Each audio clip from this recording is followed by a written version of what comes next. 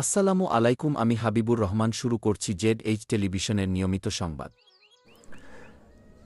ত্রয়োদশ জাতীয় সংসদ নির্বাচন 2026 বদরগঞ্জ তারাগঞ্জ 2 আসনে বাংলাদেশ জামাতে ইসলামের মনোনীত প্রার্থী এটিএম আজহারুল ইসলামের নির্বাচনী মতবিনিময় সভা গোপালপুর ইউনিয়নের 8 নম্বর ওয়ার্ডের আয়োজনে ক্লাব মোড় চত্বরে অনুষ্ঠিত হয়।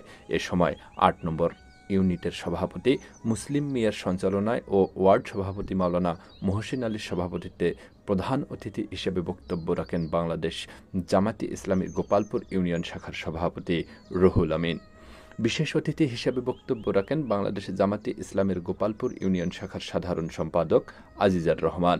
অন্যান্যদের মধ্যে বক্তব্য রাখেন বাংলাদেশ ইসলামী ছাত্র শিবির গোপালপুর ইউনিয়ন শাখার সভাপতি জুলফিকার রহমান, 8 নং ওয়ার্ড সভাপতি রুকনুজ্জামান রনি সহ স্থানীয় অন্যান্য নেতাকর্মীবৃন্দ। অনেক রাষ্ট্রপ্রধানেরা রাষ্ট্র পরিচালনা করেছেন। সবাই একটাই প্রতিশ্রুতি দিয়েছেন যে আমরা সমাজে শান্তি আনব, দুর্নীতি মুক্ত করব, চাঁদাবাজ মুক্ত করব, চুরি ডাকাতি ছিনতাই মুক্ত করব।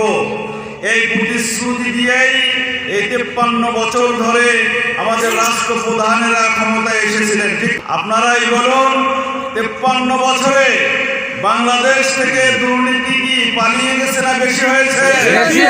চাঁদাবাজ কি মুক্ত হয়েছে না বেশি হয়েছে?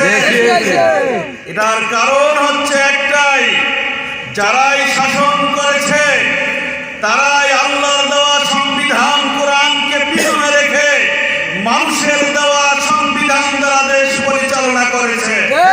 আর এই কারণেই শান্তি তো দূরের কথা, দিন দিন আমরা অশান্তি আগুনে দাউ দাউ করে জ্বলছি।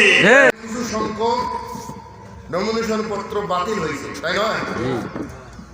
আবার অটোমেটিকলি সেগুলা পাশও হয়ে গেছে, কিন্তু দুর্ভাগ্য তাদের বেশি আছে।